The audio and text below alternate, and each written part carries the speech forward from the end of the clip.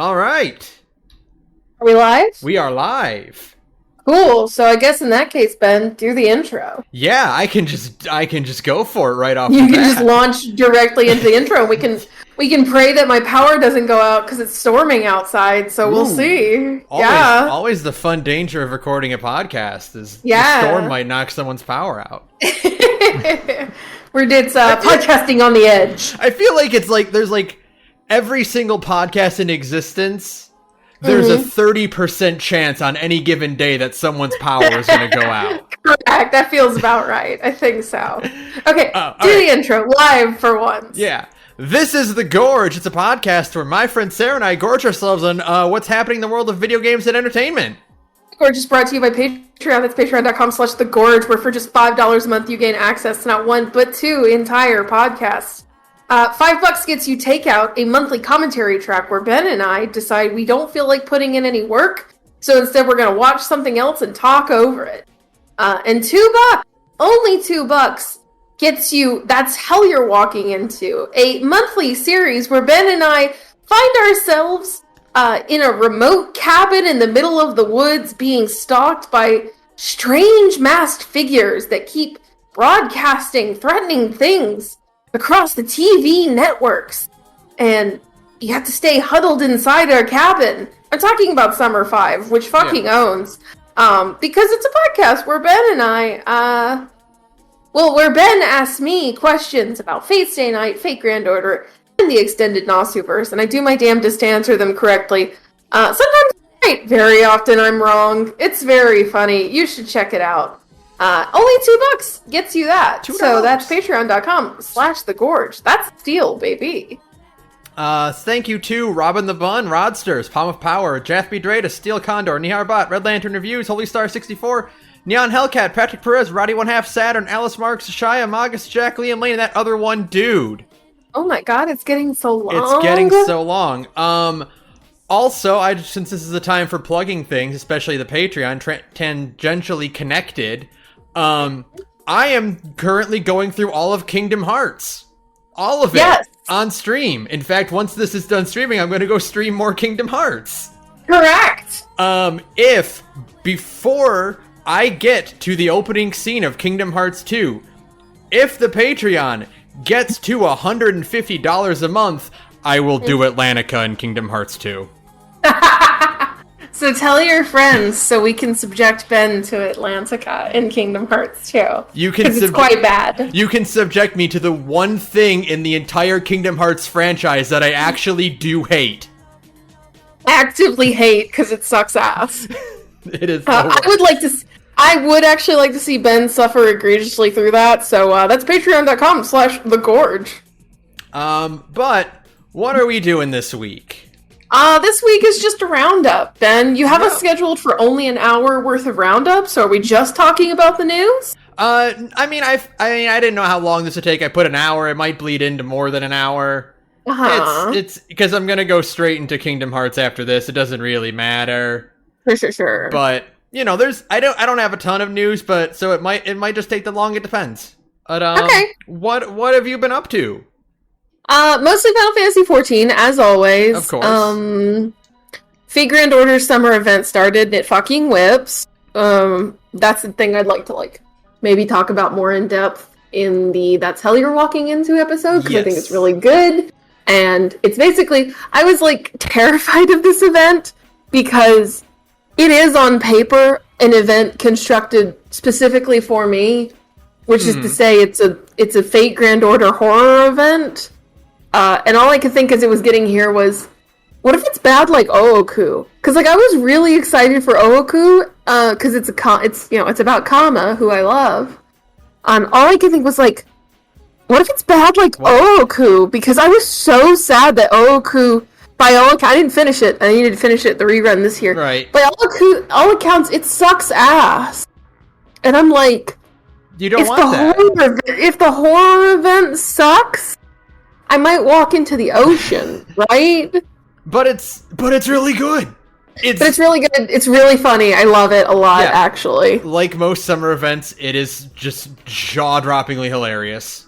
It's extremely funny. It's got a lot of like really good running gags. It rules, actually. Yeah. Go ahead. Yeah, but I'm really enjoying it. Thanks to really, really good polls early on, I managed to get you up to 90 at max ascension in the first day of the event. Oh, nice. So you've had her at your disposal this whole time as well. Yeah, because I spent all my St. Quartz pulling for Bryn, got her, and in the process of pulling for her, just got all of, like, a ton of the event CEs. So I was just like, oh yeah, I'm pulling like 5-6 extra resources for every loop I run.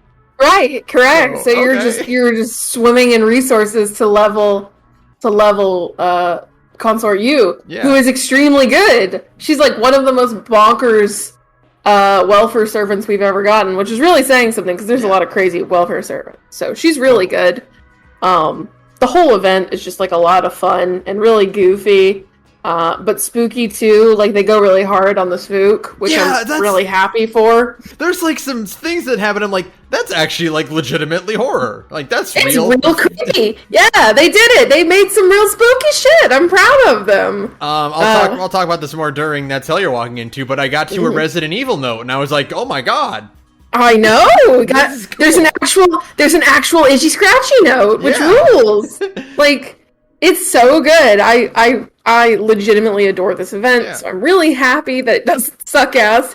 Even though, like, other than Kiara, none of the servants that are in the event, like, character and design wise, they're fucking A+, right? Like, they're all really good. They're really charming. However, utility wise, most of them are like B's to D's. Except for Kiara, who is like an insane A+ unit, and if you rolled her, congratulations, she's insane. Yeah, she's extremely weird to use, mind you, but she's really good if you can kind of master her kind of extremely strange kit. I've never seen a servant with transforming skills before. Ooh, that's interesting. I get. Did you pull Kiara while pulling for Bryn? No. Okay. I have one more pay period I get before the event expires, and that's what I'm just gonna throw down for some quartz. Sure. Be like, come on, one more time. Just one time for Summer Kiara. I got everyone. Well, no, I got Ilya and Bryn. Okay. And I already have Lang Ling, so I didn't need to pull for him. So furious that you. I spent an embarrassing amount of quartz trying to pull for Lan Lang, and I didn't get him. And this is the third time I've spent an embarrassing amount of quartz trying to pull for Lan Lang and didn't get him. So I'm just gonna kill myself. And I already do have Sigurd, so I got him like right before the event started too. I was like, you got him with the GSSR, yeah. So I was like, you're cool. Perfect. Congratulations. So I didn't get Kiara, and I didn't get what's her name? VR headset girl. Tomoe, yeah. Yeah. So I haven't gotten her yet. She's good. She's perfectly fine. She's an arts AoE saber. So she's good, you know. Yeah. But it's the servants themselves are like, in terms of mechanically, they're just kind of like whatever. But in terms of character and how good this event is, it's all so far it's been a fucking A+. So I'm happy. Did you do anything else besides that? Yeah, actually I wanted to talk about this game called Whose Lila? Ooh. I thought you were going to say Whose Line Is It Anyway, and I was like, what? No, Whose Lila is a little cheap. I don't know. Let me see. What is it on Steam? I think it's a little cheaper on itch.io. It is on Steam. It's $12. Oh. And it is this little 1-bit, kind of like Oberdin. You know how Oberdin looks? It's a 1-bit horror game where the primary mechanic, it's an adventure game. It's a horror adventure game. Where the primary mechanic of interacting with people is you have to control your facial expressions.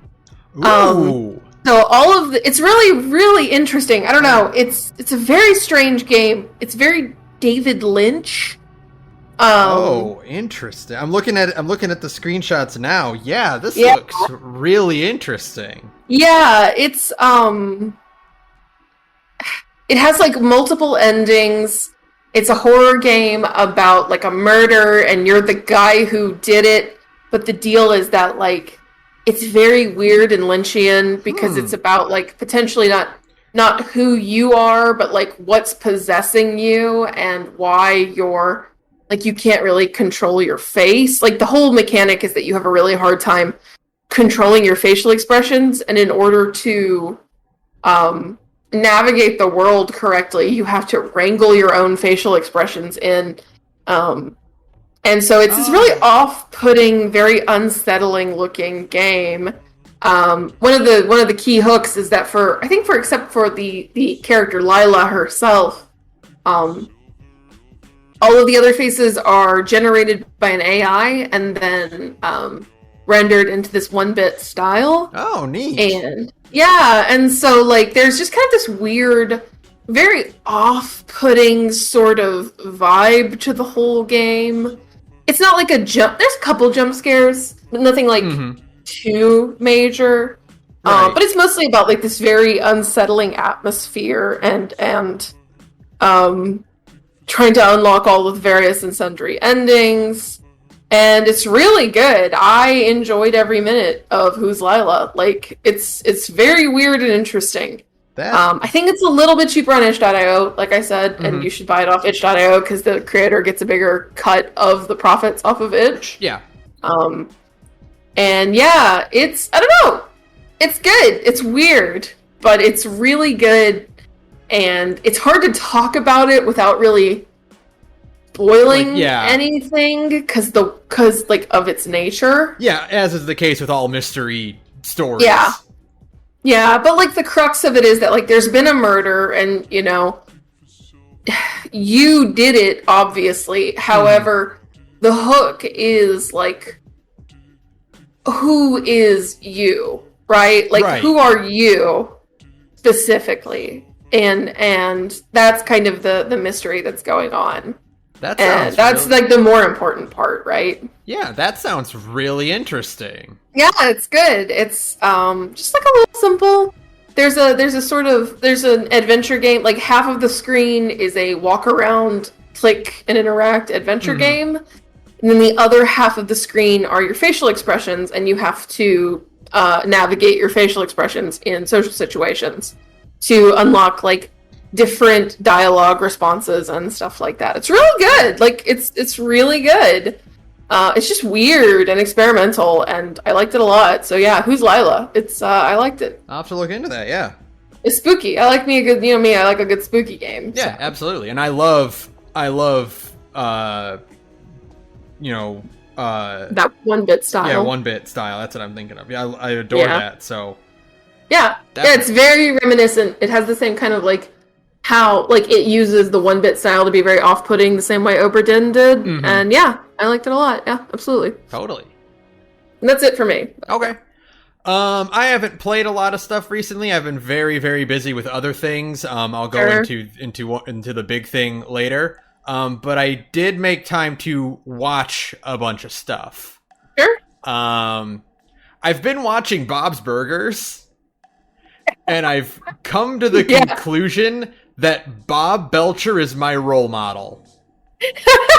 When I hit like late 40s, early 50s, I want to be Bob Belcher. Congratulations, yeah. I want to be a dude who just gets to cook things and has a weird family. Just a weird family who's just doing his best. What's the youngest daughter's name? I'm suddenly totally blanking on it. Louise, yeah. When I worked at my old job, right? I worked at a really weird old job where we would just have like, I just made art all day. And it was kind of monotonous art. It wasn't like fun art. It was t-shirt art. Right. And so we would put like TV shows on in the background. And we went through a whole phase where we watched like the first 5 seasons of Bob's Burgers, right? And at one point, one of my coworkers looks at me and goes, "Sarah, I think you were Luis when you were a child." And I was like, that's probably the nicest thing anybody's ever said to me. Also, yes. Yeah. When I was a small child, I was extremely Luis core. I think I still kind of am. But no, Bob's Burgers fucking whips. It's so good. I saw a tweet recently that was like, the thing I like most about Bob's Burgers is that they all like each other. They all like each other, yeah. That's true. That's like the it's best true. part about it. It's extremely funny. Like, and they're not like, super like mushy or sentimental about it. But it's just like they all like each other like a normal family would. Yeah, like a normal family where they talk to each other and like all the siblings are on each other's side, but they kind of like to heckle each other. It's really cute. It's a good show. Like it's cute, honestly. Kind of heartwarming. I love Linda just being like the most supportive mom in the world, and Bob is also really, really supportive, even if he has no idea what his kids are talking about. He has no idea what he's doing at any given day. Yeah, it's really good.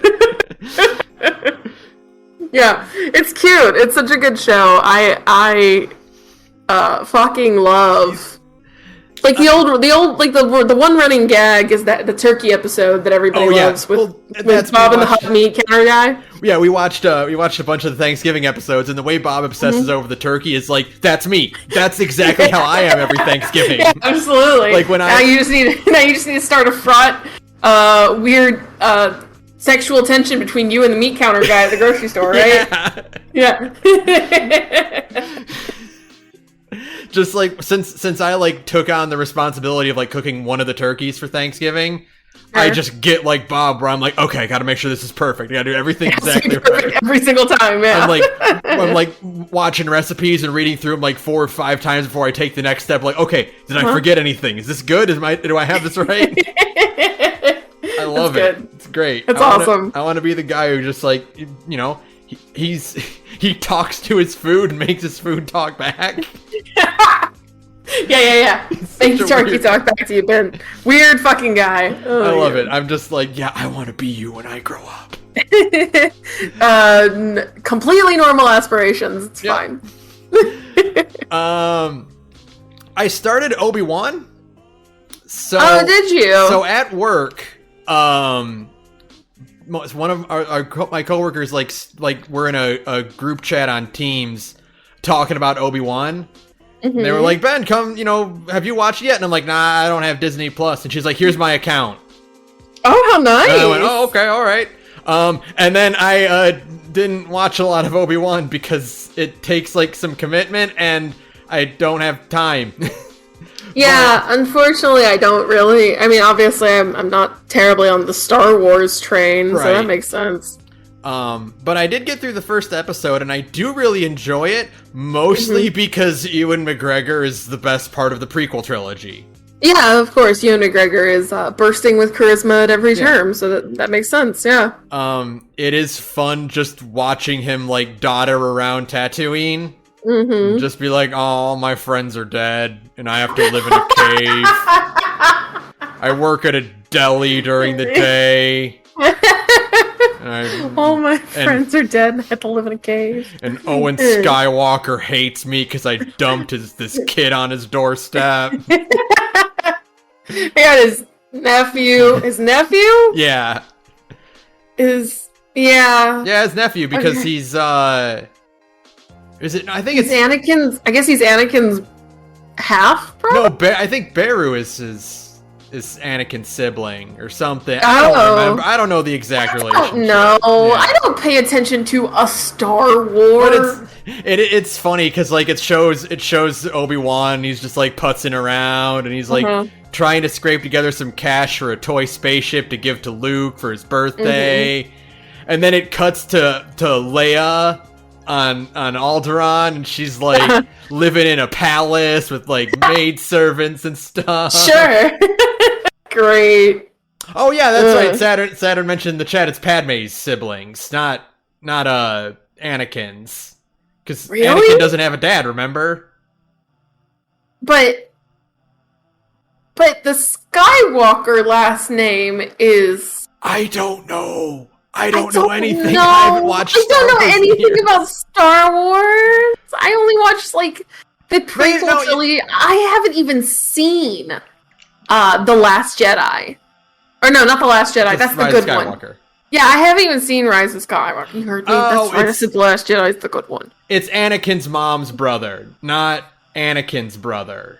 Okay, Anakin's siblings. Anakin's mom. It's Anakin's uncle's kids. Okay, right. That makes sense. Okay, that makes sense. Thanks, Red Lantern Reviews. I don't pay attention to a Star War. The point is the contrast between like Obi-Wan just being like literally living in a cave and like having to steal meat from the deli he works at to eat lunch, and like to Leia like living it up in the palace was hilarious. Fantastic. Sorry, Obi-Wan. But no, I'm gonna keep watching more of it. Sure. It's setting up some stuff, and I'm just like, it's weird because like they're doing all these series, and it's like you're running out of space to shove more miniseries in. Yeah, it's because you see Disney is cowards, and they're not gonna do anything anymore that isn't directly related to like the prequel or sequel or like OG trilogies, right? Like if it's not directly related to those 9 movies.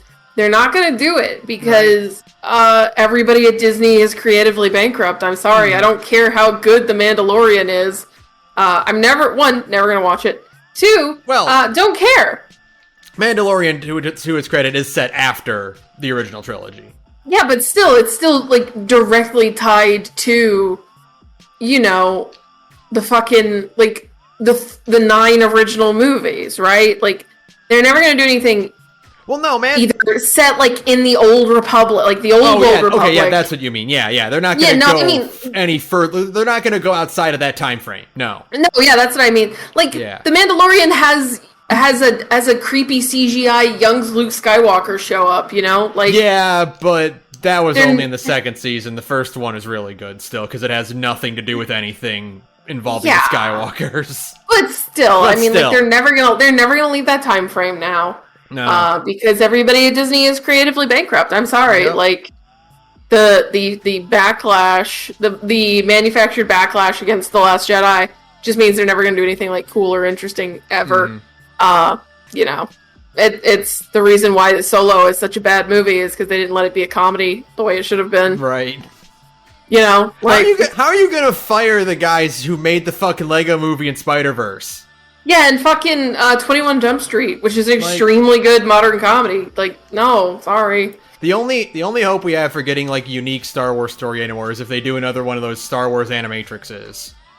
Yeah, but I didn't even watch those. No. I need to. I need to watch the at least the Trigger anime one. At least the Trigger one, yeah. But even like the Star Wars Animatrixes aren't as like weird and fucked up and dreamy as the actual Animatrix, which is the superior franchise, frankly. But yeah, no, I don't know. It's Star Wars. Yeah, as far as it goes, getting to see Ewan McGregor do stuff and like beat Obi-Wan again is like, oh, neat, cool. I like that. That's the cool part. Yeah, absolutely. They're just but just like because they announced like, oh, we're doing a Ahsoka live action series and this, and I'm like, the gap between the prequels and the original is closing very quickly. They're going to stuff as many fucking stories into that 30-year time frame as they physically can until it's bursting at the seams. I do know one thing that's hilarious to me is like when in the original episode 4, when Vader senses Obi-Wan is coming aboard the Death Star, he says, "I haven't felt this presence since." And he stops talking. And they're like, we're gonna take advantage of that. we're gonna get to have our Obi-Wan versus Vader conflict. We're going to wring the blood from this stone if it kills us. Because he was vague and he didn't say like the specific planet they fought on in episode 3. I think constantly about how like in the OG trilogy, Obi-Wan mentions the Clone Wars as like a cool backstory thing. And like in no universe did anybody ever want to learn truly. I mean, I guess some freaks, because there's a lot of freaks on the internet. But nobody really wanted to know what the Clone Wars are, and there's a reason for that. It's because that movie's really bad. Yeah. I suppose the animated series is good, but I mean, like, my God, there's just so much fucking Star Wars. Who cares? It's tragic. It's fine. Yeah. More importantly, I finished Amphibia. Oh, nice. Okay. Excellent series in terms of like prestige kids cartoons. Very, very good. I liked the second season more than the third and the first. I felt that the overall ending was you know how cartoons or just stories in general nowadays are so good at like taking a standard trope, like an ending trope, and then like subverting it to the point where the subversion has become the expected outcome of a series. Sure. And when you have a show that just plays the ending trope straight, you realize why they do the subversion in the first place, which is because the standard version is boring. Yeah. And it's like, sure. Okay, well, you're gonna end it just like that with no twist on it. Okay. All right. And I suppose that's what Amphibia does. Yeah, that's exactly what it does. It also, that's a shame. It also does the ending thing where it's like, hooray, we beat the guy that's been threatening us for these past 2.5 seasons. We did it. The conflict is over. Why are there 15 minutes left in this episode? Oh no! Oh, it's something else that was right behind the bad guy. Somehow Palpatine has returned. Yeah. So it's just like, oh, okay, well, you could have spent that time like on epilogue stuff for your big cool world you developed. I know, but also I think didn't Amphibia also get like very abruptly canceled the way like Rise did? Yeah, it got very much like you get 3 seasons. Yep. It got canned super hard and out of nowhere, so they're like, "Oh shit! Okay, well, we just gotta do this and hope for the best." You know. So I mean, overall I really enjoyed it, but it was just like, I was just saying not that, but like overall I was like, I really did enjoy it by the end of it. I just felt the ending was like, it wasn't bad. It was just like, I guess that does work. Oh, Owl House got canceled, not Amphibia. Amphibia got to finish. Oh, okay. Okay, well then that actually doesn't... If it kind of was like at the last minute, it's like, here's another bad guy! It's like, oh no! You probably shouldn't have done that then. Yeah, it's just one of those things where it's like, they didn't trip at the finish line, but they like, because they still crossed it in like first place. Sure. But they kind of like leaned forward and skipped to the ending. Sure. Okay. Like the picture of them breaking the tape is them like kind of in a weird funny pose. Great. Okay. And then I also got through all of DuckTales. Because I was okay. You know what? I need more tri-colored teenagers doing adventurous stuff. Sure. So I got through all of DuckTales, and that was also just phenomenal. Sure. I adored like pretty much every second of DuckTales. It's such a shame that one didn't get a long run either. Again, that American cartoon is so tenuous. It sucks ass. Yeah, that one also only got 3 seasons, and like it didn't get canceled, but it got, we're not renewing you for a 4th. Sure. Boo! I hate that. It's also really funny how much they snuck into DuckTales. Like, did they put Darkwing Duck in? Yeah, they're like, this episode is a backdoor pilot for a Darkwing Duck reboot. Great. They also had an episode where Kit from Tailspin shows up as like an an adult. Great. I love that. The Rescue Rangers also show up in an episode for like a minute. Oh, awesome. But it's funny because like I was reading about it, they had to sneak the Rescue Rangers in. Because the plot of the episode involves, like, we have this ray that makes things smart. Yeah. And they're like, here's a scene of them using it on some rodents to make the rodents intelligent. And they didn't tell Disney that they were going to be the Rescue Rangers until the episode was animated. And it's like, oh yeah, there's Chip and Dale and Gadget and everyone. That's awesome. That's how you have to do it. That's how you have to get things past Disney, is just be like, we're not going to tell S&P who it is. It's just some rodents. And everybody like waggles their eyebrows at the camera. But no, it was really, it's like absolutely rock solid cartoon. Ben Schwartz is in it and kills it as he always does. Sure. They do really fun things with their interpretation of character, like the classic, Donald Duck cast and whatnot. Yeah, absolutely. I really, really enjoyed it. By the end, I was like, okay, where's more of it? Sorry. You fuckers. Get fucked, idiot.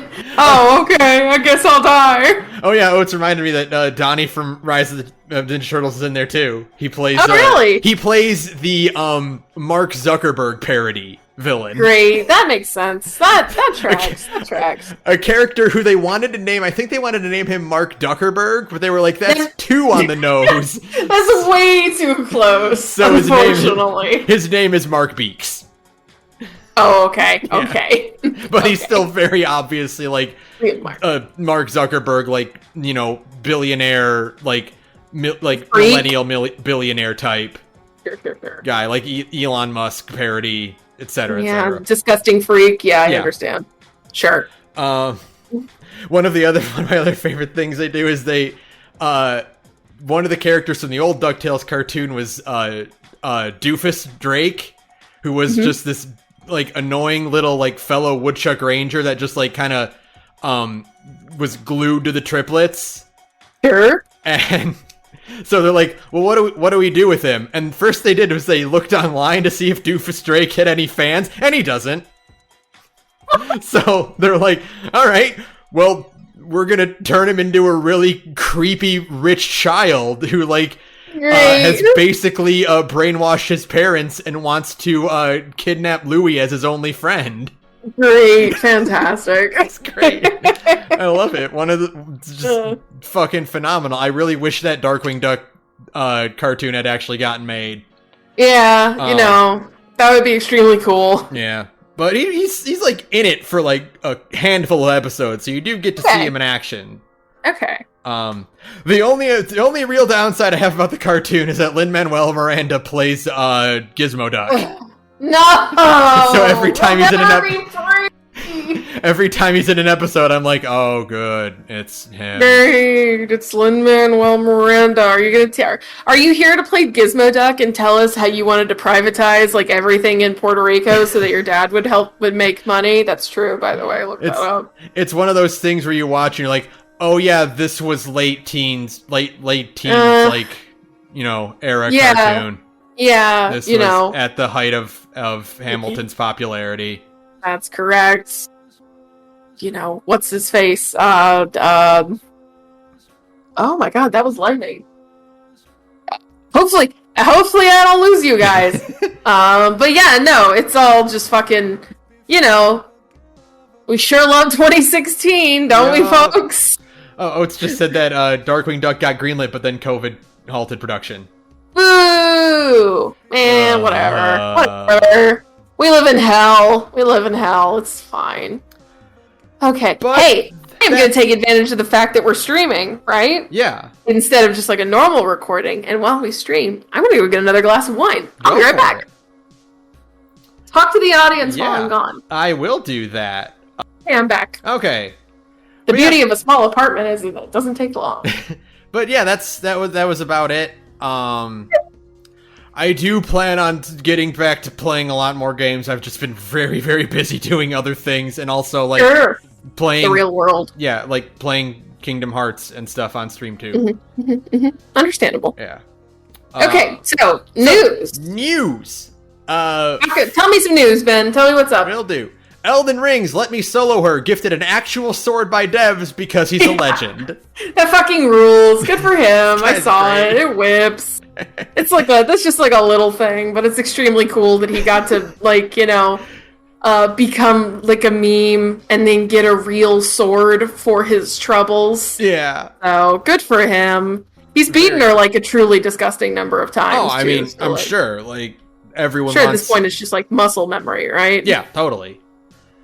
RoboCop, Rogue City game trailer brings back Peter Weller as the cyborg officer. I didn't watch this one. I didn't watch this trailer. I watched a bit of it. What year is it? I know, right? This is yeah, oh, it's a real sword. No, like a real for real sword. Like an actual blade. Yeah, like a real fucking blade. And I think some other shit too, but like specifically the most important part is the fucking sword they gave Let Me Solo Her. Yeah. But yeah, this RoboCop game is you know how we joked about how like Stranger Paradise is the best game from 2007 to come out in 2021 or 2022. Yeah. This is like the best 2007 RoboCop game to come out in 2022. Yeah, that's correct. Like, it's very weird to be like, yeah, we're making a RoboCop. Somebody is really mad that Detroit never got their RoboCop statue, and they're like, fuck it, we're making a RoboCop game. Yeah. I mean, yeah, a first-person shooter based on RoboCop is like a as far as making money goes, a slam dunk. Yeah, you say that, but I don't know. Not to be like a boomer. However, I'm going to be a boomer very quickly.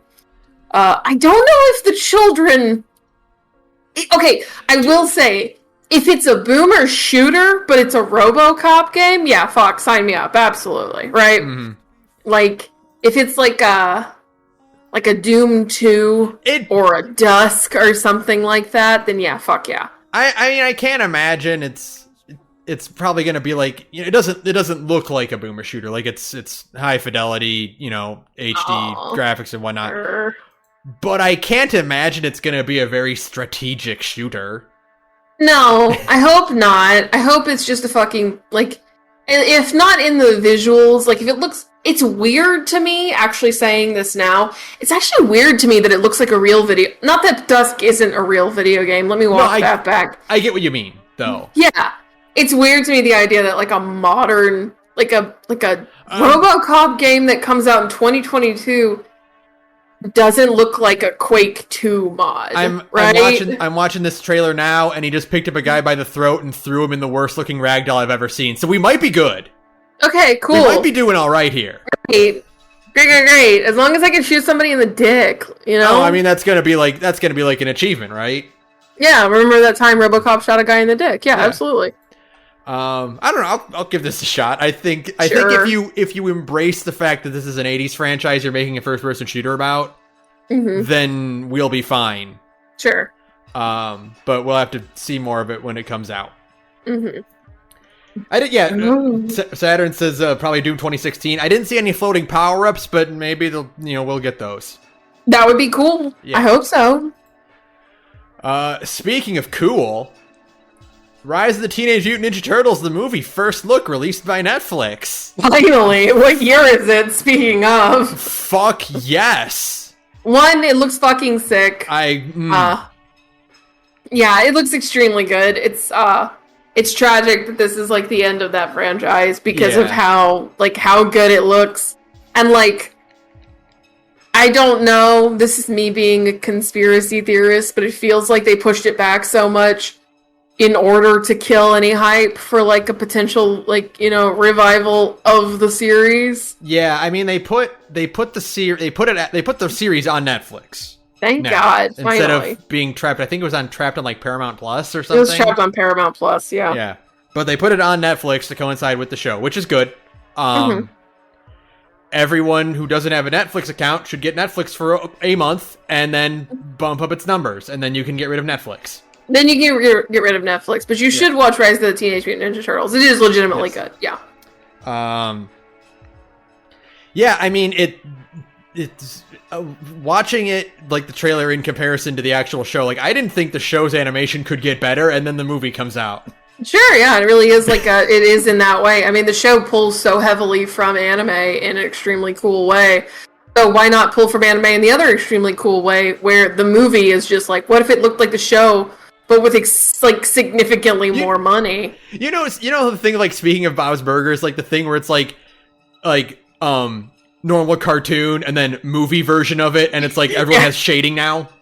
Yeah. It's like the equivalent of that, but the show already looked fucking spectacular. Yeah, the show looks fucking great. Like, literally some of the best anime. If you've never watched Rise of the Teenage Mutant Ninja Turtles, now that it's on Netflix, you should, because it literally has some of the... Good lord, the thunder. I heard that. Yeah, it's really coming through.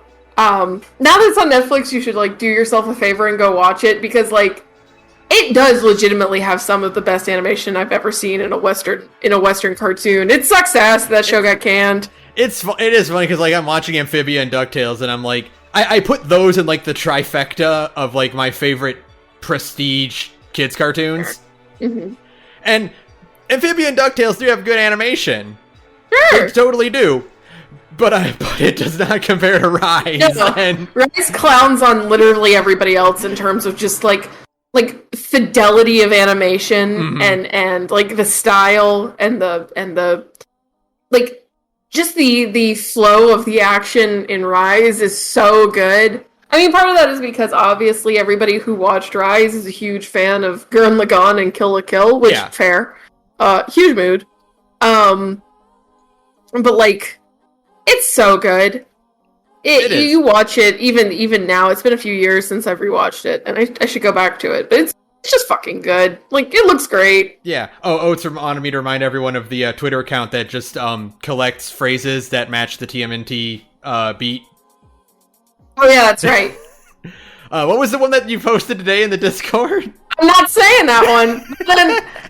Not on a Christian Discord. You can go radioinactivity on Twitter. You can go see all the deranged shit I post there. But you people can't keep tricking me into being a freak for however many hundreds of people listen to this podcast. I'm sorry. I won't let you. But no, the fun thing is that we talked about this during the Rise episode of The Gorge. About how they do the Kill la Kill thing where they know exactly when to use their budget and when to not use their budget. That's correct. This movie is like, what if we have budget the whole time? What if we just had budget? Unlimited budget works. Yeah. I'm extreme. When is it? It's August, right? August. It's in like 14 days. It's like 2 weeks. It is my August. God. Let me see if I can find the exact. Well, we'll have to do an episode for that one. Totally. We did a Rise episode. Okay, absolutely. That'll be easy content. No offense. We'll do an episode of Rise, and then our takeout will also be the Rise movie. Which, spoilers for the Rise movie takeout. It's just us going, yo! For 35 minutes, or no, longer than that. Oh, yeah. How long do we know how long this movie's runtime is? I'm gonna bet an hour and a half. Like, that's probably reasonable. I'm really hoping. I know it's not gonna be a 2-hour long Rise movie, but also like, I need it to be a 2-hour long Rise movie. I mean, okay, so like, give me one good fix to send it off. The Rocco movie was like a little bit over an hour, and the Zim movie was also like a little over an hour. Yeah, so it could really just be over an hour, which is gonna suck ass if it's only over an hour. Yeah, because I mean, they don't have to set anything up. We should know who these characters are, so like they can just jump right into it. But yeah, I mean, I hope it's. Also, I want more. I'm really hoping for just like an hour and a half at least. Please, let me have like one last hit for the road. Yeah. Also, to me specifically, Haley Joel Osment is Casey. That's so funny. Which is great. And that's so funny. I didn't pick it up at first because like everything was exploding every time he was talking. Sure.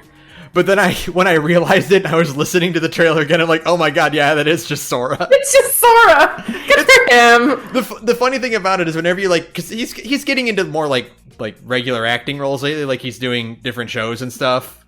Sure. And his normal speaking voice is what you expect a 4 or 5-year-old man to sound like, right? Sure, yeah, absolutely. When he gets excited, though, that's just when he becomes Sora. That's great. There's a great clip of him talking about him being a urologist and talking about how getting mad at a janitor who like accidentally threw out some like sample some test results. Sure. For a urethra swab. Yeah. And he gets like really mad and like his voice gets higher pitched and you just hear Sora getting mad and talking about cleaning urethras. Great. Let's talk to Donald and Goofy about that one. So, yeah, I'm very excited for this movie. Great. Yeah, oh god, me too. And they also, to assuage anyone's fears, someone asked one of the writers on Twitter, so what's up with Cassandra then? Where is Cassandra? And they said, just watch the movie. Okay. So they're gonna. Cool. I'm betting he's her daughter from the future. You know. Yeah, I hope so, or like a nephew or something. Yeah, he's Casey too. He's Casey too. Because that's they did that in The Last Ronin, which was like their version of Old Man Logan for IDW TMNT. Yeah. Where April's daughter is named Cassandra Jones. Oh, that's she's cute. Just okay. Casey's daughter too. Right. Okay. So, yeah. Yeah. I'm ready. I just need to hurry up and come the fuck out. It's been a really long time. I like that Casey is just future Trunks. So, That's true, yeah. He's future Trunks, but he's going back to the abridged version of the Turtles. That's correct. So, God almighty. There we go. Next, developer turns future of gaming talk into a surprise attack on convention's NFT and blockchain sponsors. Okay, tell me this one, because I don't know anything about this one. So game developer Mark Venturelli was at the Brazil's International Games Festival, and he was doing a talk about future of game design was the title of his talk. Sure. And then when he got started, he changed it to why NFTs are a nightmare. Extremely king behavior. Good for him. The dev of Chroma Squad. Okay. Which I think is the Power Rangers parody game. Oh, okay. Yes, this is the one that Haim Saban got mad at. Oh, okay, so even cooler, because we love anybody who pisses off Haim Saban. Cool. Yeah, big time hero. So yeah, he just like surprise wham out of nowhere.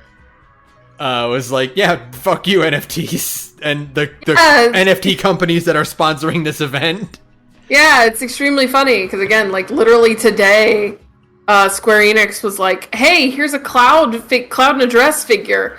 Also, it comes with its certificate of authenticity as an NFT." And you're like, "God damn it! I thought we were past this shit, you stupid assholes." How many times do we have to teach you this lesson, old man? God, wow! How do you fuck up the easiest win in the universe, which is a cloud and a dress figure, right? Yeah. And it's Cloud in his slutty corset dress. It's not like it's the corset dress of the 3 dresses you can get in the remake, right? Mm-hmm. It's like that's an easy W, and you still fucked it up, you stupid assholes. You made people not want to get it. How did you do that? How'd you blew That's it. Such an easy. It's an easy win, Square Enix. What's your fucking problem? They've been hemming and hawing about doing NFTs for a while, too. At the very least, I'm glad they're like, this physical object you can own just has an NFT stapled onto it. Yeah, is this gonna work? Is this what you want? Is this what you want? No, I want you to not fool with them. It's NFTs at all. I am glad, however, that Square Enix's misguided forays into NFTs means that, like, Lara Croft and Deus Ex aren't owned by Square Enix anymore. So people can actually do something with those franchises. Yeah. Don't worry about it. Is this what you want? Are you entertained? I am entertained. I'm looking extremely forward to a fucking, a real goddamn Deus Ex game, maybe. Yeah.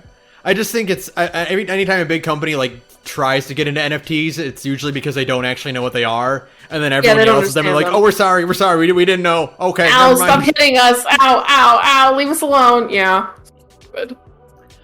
I was literally listening to that video from Dan Olsen today. I just like my fucking YouTube autoplay brought it back up, and it's like, "Oh right, this is a scam." I forgot. It's like comfort food. Yeah, YouTube autoplay at this point it's just like, do you just want to watch the same videos over again? I'm like, yeah, I do. Next, Nintendo Japan recognizes same-sex marriage despite Japanese law. Murder of Shinzo Abe has left Japan weak and fragile. And that means Nintendo has decided to stake out and become their own nation. Kind of like Outer Haven. You know what I mean? Yeah. Where they're like, fuck you, we're doing it ourselves. You were all Diamond Yoshis.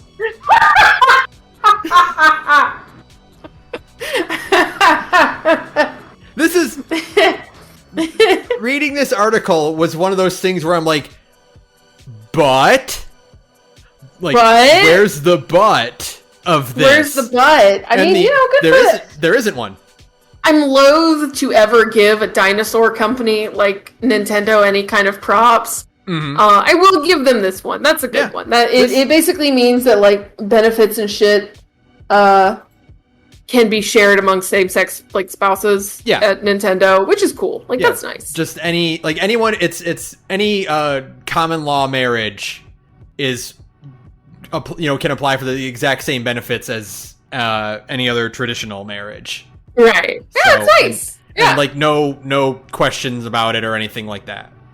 Yeah, it's very nice. It's cute. Yeah, it's rare for Nintendo to not have their heads shoved like squarely up their assholes for once. It's exceptionally rare for Nintendo to like, here's this good thing, and then like here's the bad thing stapled to it. Yeah, it is an unambiguous good, so good for them. Yeah.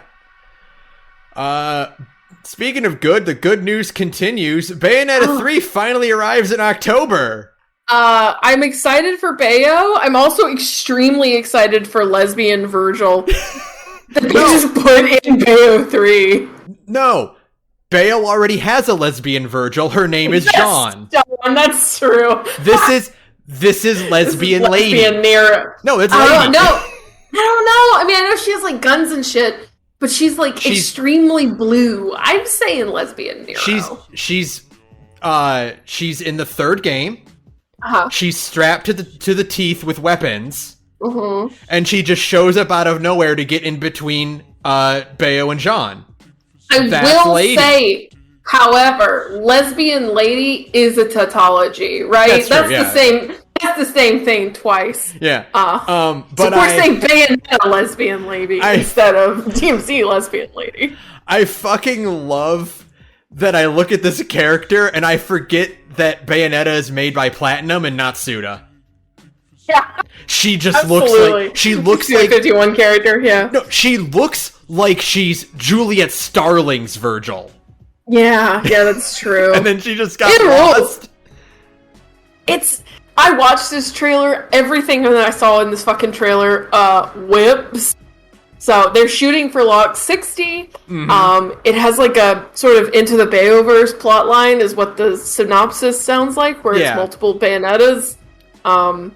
Which I think... Again... Oh, go ahead. I was gonna say, like, I think, like, the idea was, like, that's why, like, she has a different voice actress in this game, is because she's not the original Bayo.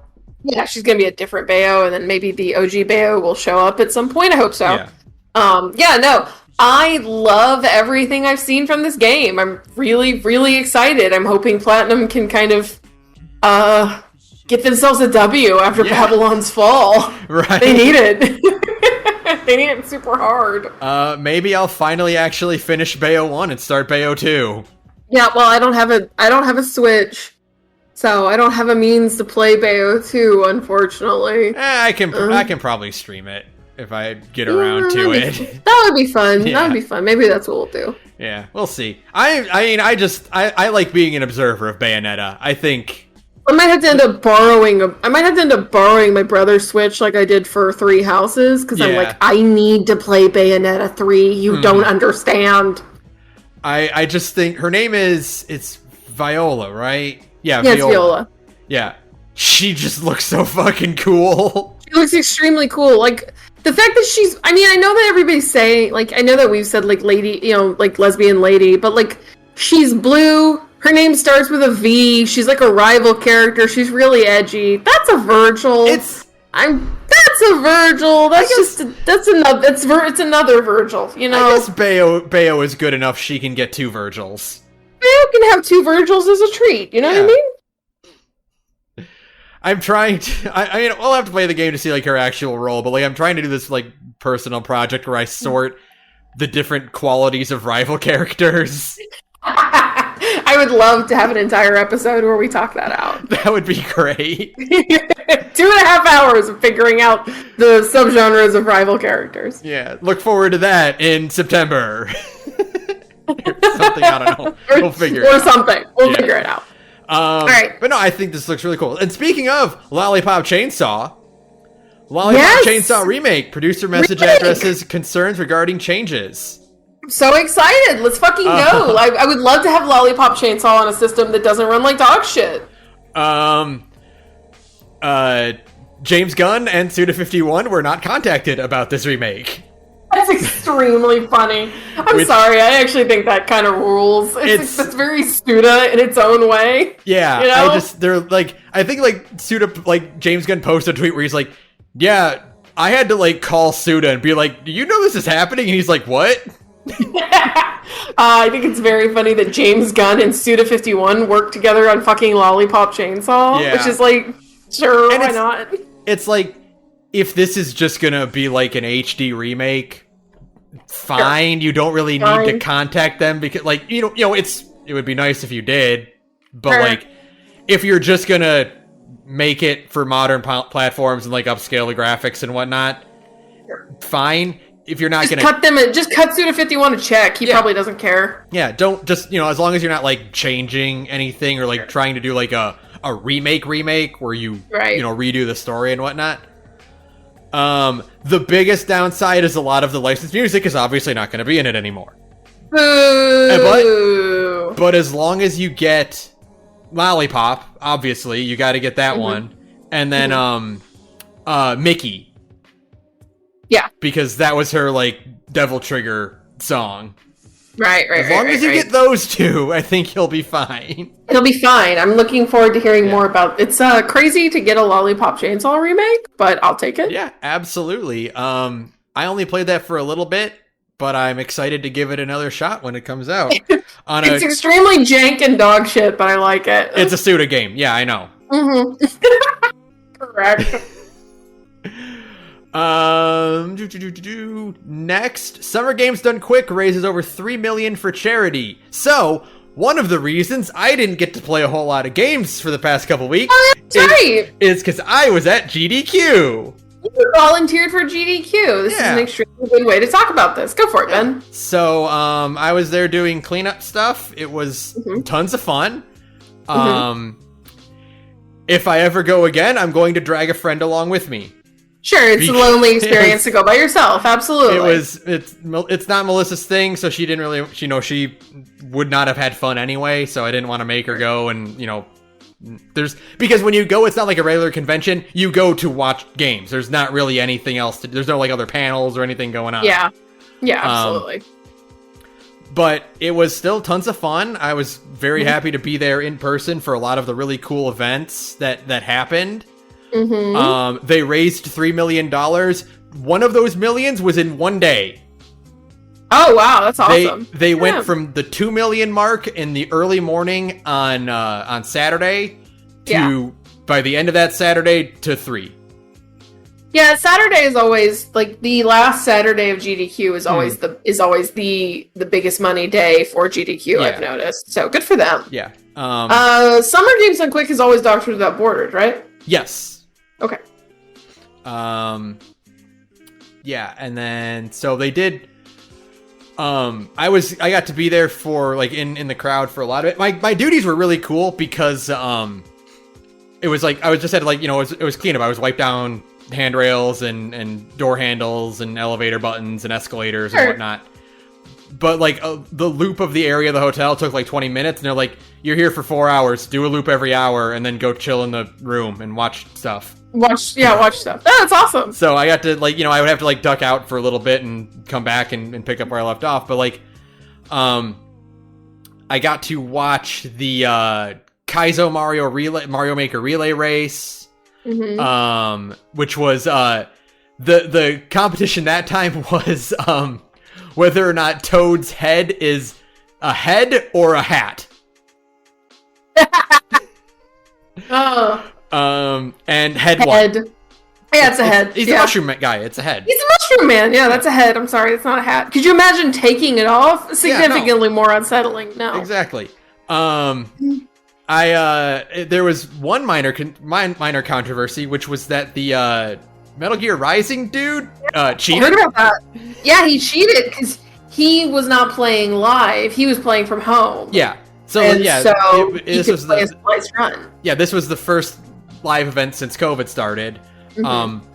But they were a lot. I don't know if they've ever done it before, but like they were a lot more free at like, yeah, if you can't make it, we can get you set up for a stream to do it. So there were a couple runs that were like people who were like out of the country or whatnot, that couldn't make it. Were like, okay, well, yeah, you can still, remote in and stream. Sure.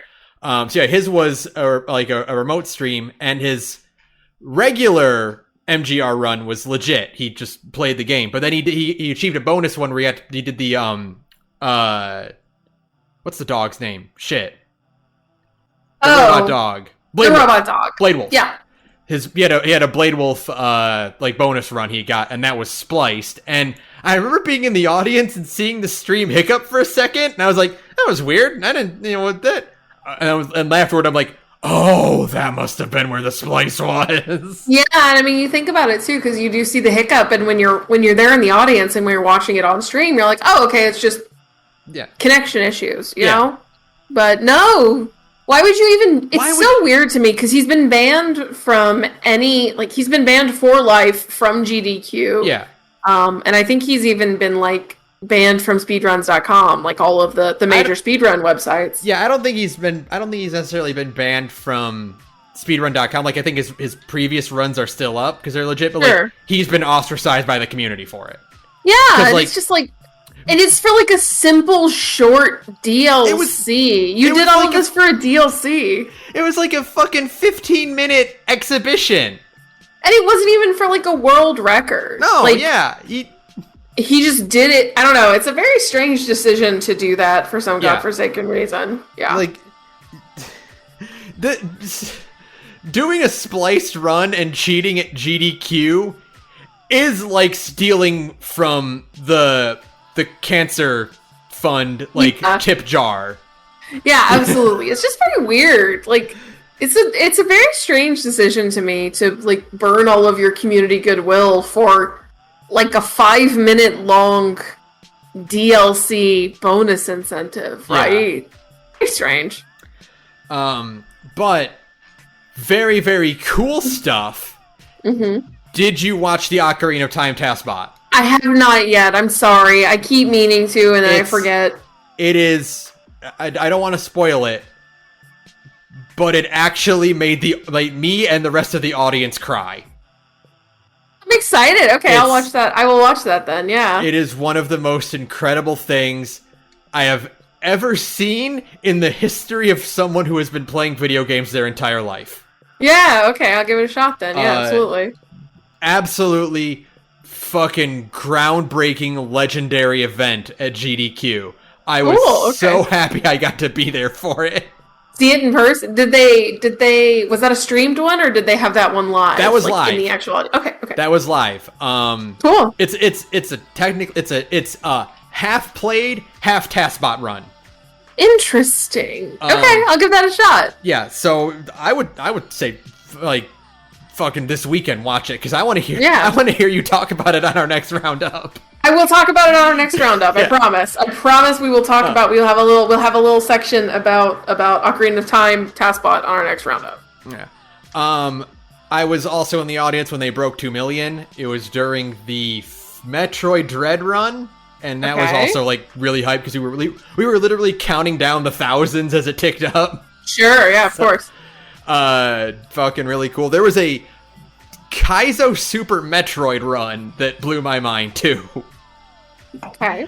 That because it was just it's a Kaizo run. They're designed to be super hard and everything. Yeah, of course. But imagine a Kaizo Metroidvania. Oh yeah, no. I would rather not. Yeah. I'm watching this and I'm Super Metroid. You play that game enough times, you memorize the layout, et cetera, no big deal. It's not it's a challenge, but it's not like a super hard game. Imagine doing a Kaizo version of that where you have no idea where you're going, if you're going the right way, or if you're doing a certain thing correctly, and if it's going to accomplish anything by the end of it. Pain and suffering. No, thank you. Yeah, nightmarish. But no, it's always tons of fun to tune in for GDQ. I was really glad I volunteered for it. I'm glad they're back in person this year, and definitely helps with the hype. Yeah, I would love to go back, but again, if I'm going to go back, it's going to be either with people, or I'm going to try speedrunning my own shit. Like, I'll go with you, sweetie. I really... Yeah, like, I really want to do RE2, but I'm also thinking about other things I want to do too. Sure. Like, I'm like, RE2 is fun, and I really like doing it. I know I can clear it pretty quickly, but I'm also like, what if I did Goemon? What if I did... Goemon would be really fun. Like OG N64 Goemon? Yeah. That'd be cute, yeah. What if I did Prince of Persia 2008? The only two games I know if I had, like, the time and the mental fortitude to learn it, the only two games I want to learn to speedrun, and I think I could, are Dusk, obviously, because I think Dusk is one of the greatest games ever made, and Katana Zero, which is a game I can play almost effortlessly now. You should pick up one of those two. Yeah. I think that would be fun. Yeah, I would like to do, like, streams of Katana Zero runs at some point, because, I don't know. I'm not good at very many video games, but I think I'm pretty good at Katana Zero, so, you know.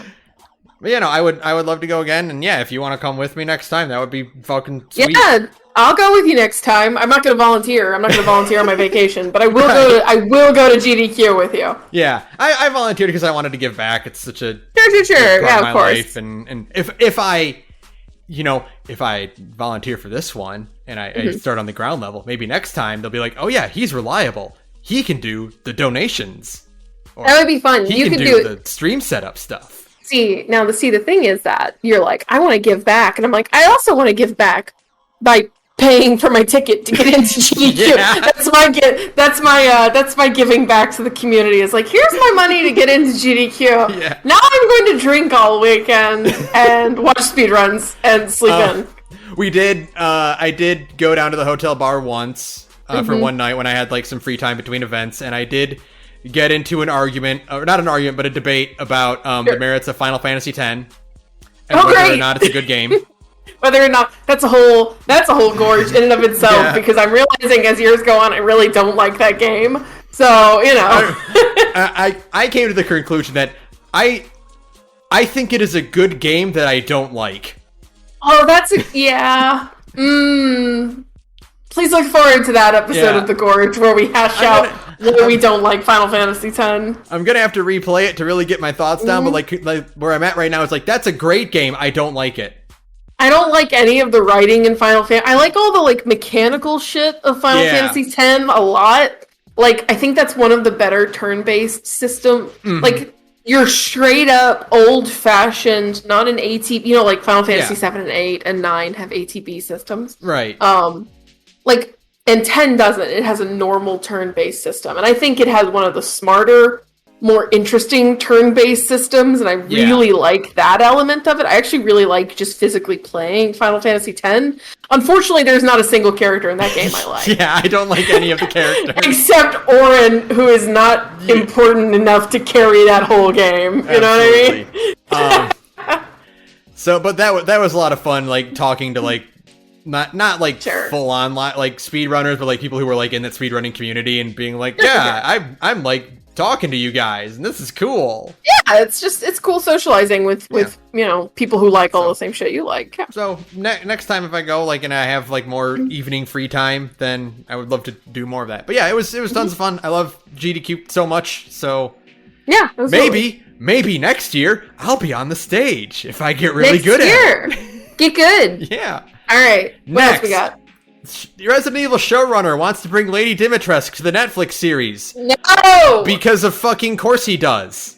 That show, everything I've seen of that show makes me wish I was dead. Do not touch my giant woman. All I saw was the clip where it's like, do I have to quarantine? No, it's not like COVID. And then I wanted to be dead. I wanted to be dead. I hate I hate it. I hate it. That's like, all it boils down to is I hate.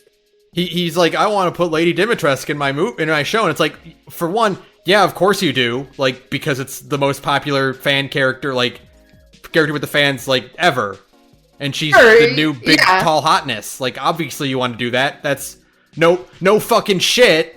You know, you might have well have asked like Kevin Feige to be like, yeah, I want to put Spider-Man in my movies.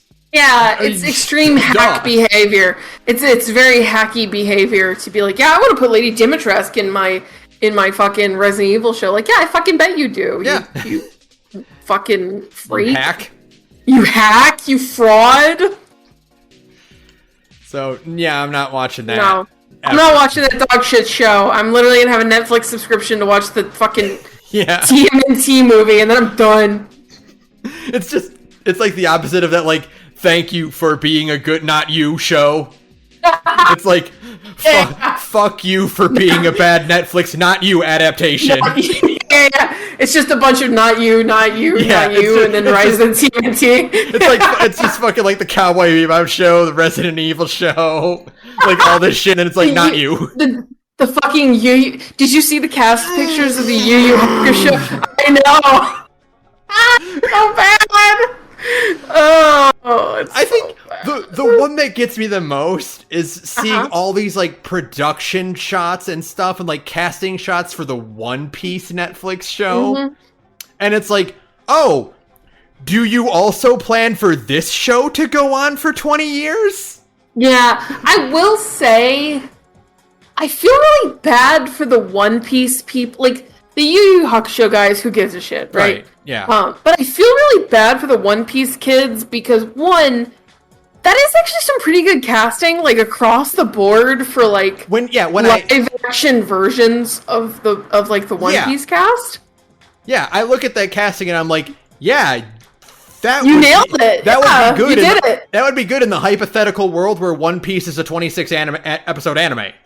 Yeah, absolutely. Like I think didn't Oda even say that like Luffy would be Brazilian, and so they actually cast a Brazilian actor to play Luffy, and there's like a lot of really cool, like Zoro is an actual Japanese actor, and I think Sanji is an actual French actor. Like those casting decisions, like you see them and you're like, across the board, that's perfect spot on casting. But it just sucks because it's in service of a show that can only be dog shit, right? And I feel so bad because like the Nami actress and the Luffy actor, they're both so enthusiastic about One Piece, and it's really obvious that they like One Piece. And it's just like, oh no, you're gonna get demolished. I feel so. And it is John Cho and what's his name? Is Mustafa Shakir? Yeah, that's it. Yeah, it's just like that. He played Spike and Jet. It's that all over again. Yeah, where it's like you have so much passion in service of something that can only be bad. And the thing is, like, even Cowboy Bebop is like, it's a 26 episode anime. Yeah, absolutely. You can make Cowboy Bebop into a live action adaptation. Yeah. Like, but I see like the casting for One Piece that they're posting, like, here's like the cooks from Barati, and I'm like, oh no. Oh no. You think you're gonna do all of it? But like, what is the scope of this? Because they haven't shown or even mentioned like a Chopper voice actor, right? Yeah.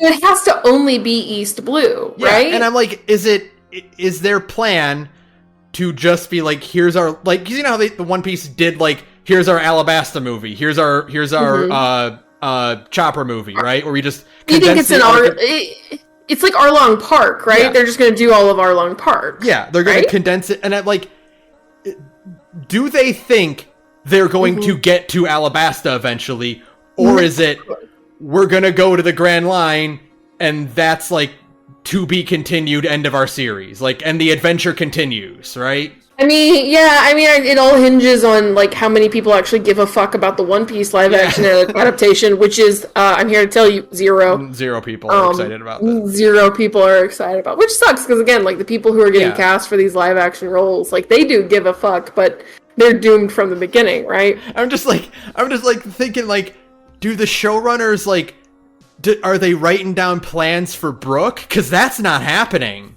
That's not happening, folks. At this pace, that's not gonna happen. It's never happening. I'm sorry. Your show is extremely doomed. The thing about the One Piece anime is that we don't have to see how these actors are now 20 years older than they were when they started. Yeah. It's been the same. Like, voice actors is voice actors. You can't really do that with physical act. No, I'm sorry. Yeah. They are probably only going to adapt up to Arlong Park. Yeah. Which is totally acceptable. And then, like, maybe some of the Grand Line. Yeah.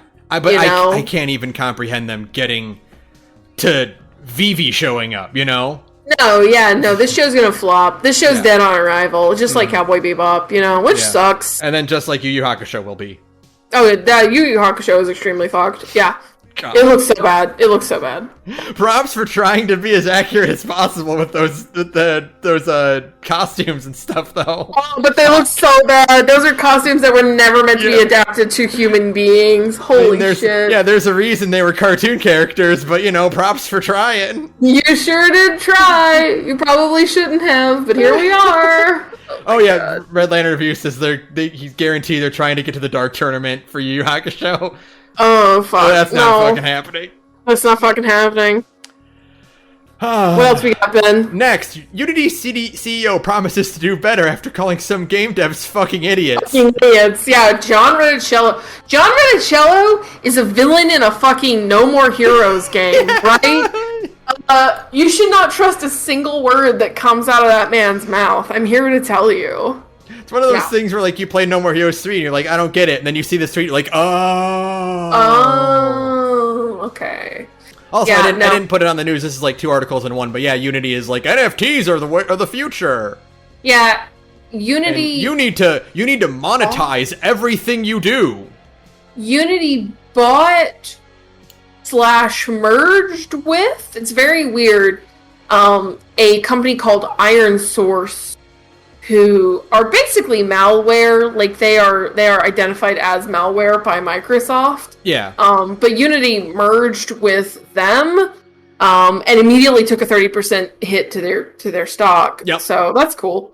And yeah, it's all just like, that's what happens, because Don Renicello is a former EA boss, and now he works with Unity instead. That's what happens when you let anybody who's ever been tainted by the blight of Electronic Arts anywhere near your company, right? Mm-hmm. Like, all this is doing is expanding fucking Unreal's hold over the industry, which is not great. I mean, like, I think Unreal is a good engine, but, obviously you don't want them to have a total monopoly, because then they can pull evil horse shit as well. But I mean, they would have to 180 on, like, a lot of their huge, big commitments to do that, because they're like, Unity for, like, Unreal 4 is free until you make $1 million. Right. Yeah. Yeah. I can't really. But the thing is that Unity and Unreal kind of do different things. And they're not. It's kind of a weird thing to say, but, like, when you're playing a Unity game versus when you're playing an Unreal game. Unity is built for. It's built around much smaller scope games with a much smaller dev team, up to and including like one person, Which is very funny, because we've talked about this before, but fucking FGO runs off of Unity, because we live in the most bizarro universe imaginable. Which is always, it's always funny when I hear, like, about a big name game that's, like, built in Unity. I'm like, really? You didn't want to shell out the cash for the Unreal Engine? I guess, who knows? But I mean, I guess Unity can perfectly handle, like, what FGO is, for example, which is just a 2D. If you break FGO down to its core components, what is FGO if not a 2D turn-based RPG, right? Yeah, exactly. It's not... Like, that's something that Unity can handle extremely easily. Yeah. But, like, I couldn't imagine... And I don't know, I haven't seen... Okay, let me walk that back. I should say... I have seen a lot of boomer shooters because I like that genre a lot. Mm-hmm. And I assume some of those boomer shooters have been made in Unreal, but I think like the majority of them are made in Unity. Like, I couldn't imagine Dusk. Like, Dusk is made in Unity, right? Yeah, I think I couldn't imagine Dusk being made... No, I know for a fact that Dusk is made in Unity. I couldn't imagine Dusk being made in Unreal, right? Yeah, I mean... I've gotten... I mean, this is... I'm saying this as if I know anything about it. I've gotten my hands on Unity in, like, 2012. So, grain of salt with that, but... I worked in Unity before on stuff, and I also have worked in Unreal, and it's just like it's a different scope range, you know? Yeah, absolutely, different beast. Yeah, but I think, you know, since I got my hands on it, at least I'm sure Unreal is leaning into more of the indie market and more of small devs because of that whole aspect of, like, it's free for until you make $1 million. Mm-hmm. Yeah, absolutely. So I don't know, but this is just like this is going to sabotage Unity and give Unreal even more of a grip on the developer market, you know? Yeah, it's just so, like, you know, I see a lot of, like, I follow the people who develop like Gloomwood, which is it's also published by New Blood, and it's the Thief-like game. It's Thief with Guns. That's their New Blood URL. And I know that is developed on Unity. I know that Ultra Kill has been developed in Unity. And I feel really bad for those people because they're very much like, they don't like the horse shit that Unity pulls now. Yeah. So I assume once Gloomwood is done, I think Ultra Kill is officially done. Like, I think it has a full release now. I can only imagine they'll probably switch to a different engine after this. And it's like, how do you not understand your user base so egregiously, right? And I don't think this will lead to necessarily a full-on, like, monopoly the way that actual game dev studios are encroaching towards, because big name studios have their own engines a lot of the time. Sure. And I mean, there are other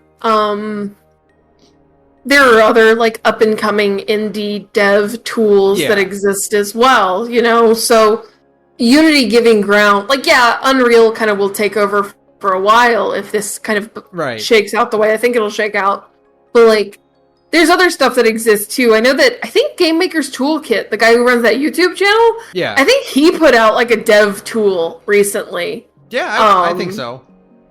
So there's other options to make video games. It just sucks to be like, wow, you're just gonna really sabotage your user base like that. Yeah, Unreal becoming quote unquote like the monopoly of it. Yeah, is more just out of, like, necessity. Necessity, or, like, obsolescence. Like, it's just, okay, well, everything else, like, you know, its only other competitor fumbled so hard that you win by default. So and then other stuff will kind of come up and replace like Unity's kind of position in the market, you know? Yeah. So. But yeah, just the idea of being like, you need to monetize everything you do. If you're not monetizing squeezing money out of every single thing you can when you're development, you're a fucking idiot. Yeah, I mean, but of course, right? Of course, John Riticello, the fucking freak from EA, would say something like that. Yeah. It all comes from, like, the same, like, NFTs, Web3 horseshit, which is, like, the financialization of everything, right? Mm-hmm. Like, everything in our lives, they want to turn it into a speculative market. Yeah. And even, like, the cold grip of this, like, truly evil, like, deeply evil part of society, like, even getting its claws into indie games, which is, you had always hoped was kind of separate. I mean, I say you had always hoped, like, for a lot of indie devs, it is still the fact that they're like, no, we just want to sell our full fucking video game and move on with our lives. No matter what, asshole in chief John Riticello says it's still, like, the indie game scene is still a significantly less blood-soaked scene than the fucking AAA side of the industry. For sure. Right? So, like, even if you continue to pursue, game development with Unity, because, like, nothing in Unity is making you monetize the way that big publishers make you monetize. Yeah. So what I'm saying is that, continue, even though, like, indie games can kind of feel the cold hand of vile capitalism kind of itching at the back of its neck, still continue to play indie games over AAA games. Fuck AAA games, just in general. And yeah, only play indie games in Final Fantasy XIV. That's my advice to you. I'm gonna finally make Gorge merch, and that's all it's gonna say. You should only play indie games and Final Fantasy XIV. It's just the FF14 Kali pasta with FF14 removed. Yeah. Anyway, we got? Monetization is one of the worst things ever to think about. Anyway, sure, patreon.com/thegorge. Yeah, unlike John Riticello demanding that you monetize, you should enjoy the monetization of your favorite podcast, The Gorge. That's patreon.com/thegorge yet again. So, because we're good, and we make good content. Yes. So, unlike John Riticello, who's probably never had a good idea in his entire fucking life. Next, Yakuza 8 first images reveal returning characters from Like a Dragon. I didn't even see this. Great. Just out of nowhere, here's Yakuza 8 screenshots. Here's a picture of someone's monitor showing a cutscene from Yakuza 8. Fantastic. So there's literally nothing else besides here's some screenshots. Sure. The funny thing is, quote, as reported by Famitsu, a behind-the-scenes video from YouTuber and MMA fighter Mikuru Asakura gave a tour of the developer Ryuga Gotoku's studio. Great. Great. I don't know, I know Yakuza likes to put Japanese celebrities just in the game. Besides Saeko and Yakuza 7, all of Ichiban's other JRPG love interests are Japanese idols or models that won a contest to be in the game. They mocapped them and had them do the voice lines for it. That's amazing. Thank you for telling me that. So it's not uncommon, but I'm just very curious to see what this guy is doing at the studio that lets him take pictures of people's monitors. Fantastic. The only thing that really stands out is that Ichiban doesn't have his big poofy fro anymore. His hair is tied back in a ponytail. Okay, well if it's a big dumb ponytail, that's fine. Yeah. And it looks like he's so it shows him and two of his party members, Adachi and Nanba. Nanba, the homeless guy, he actually looks like he took a shower and cleaned his clothes this time.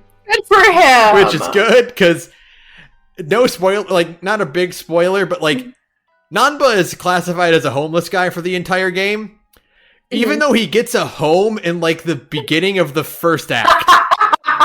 It's a very big deal that Ichiban and Nanba are no longer homeless.